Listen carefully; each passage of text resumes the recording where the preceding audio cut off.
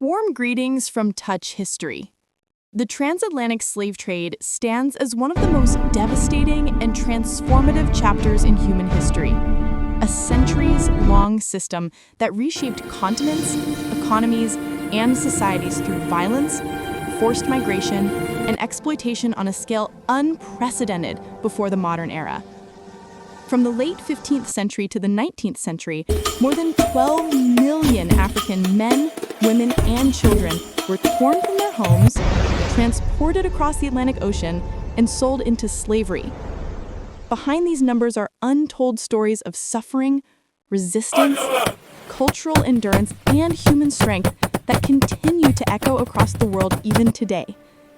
To understand the modern social, economic, and racial landscapes of the Americas, Europe, and Africa, one must look directly into the legacy of this brutal enterprise. The origins of the transatlantic slave trade lay in Europe's expanding ambitions. Its naval innovations, colonial competition, and hunger for wealth generated new global routes of commerce. As European powers such as Portugal, Spain, England, France, and the Netherlands established colonies in the Americas, they demanded labor from mines, plantations, and infrastructure. Initially, indigenous populations were exploited, but diseases brought from Europe rapidly decimated native communities. Colonists then turned to Africa, whose diverse societies had long engaged in regional trade, but had never experienced mass exportation of people as commodities. European traders, backed by royal charters and financial institutions, began forging alliances and imposing pressure on African rulers and merchants. Over time, a complex, violent, and deeply profitable network emerged, one that would come to be known as the triangular trade.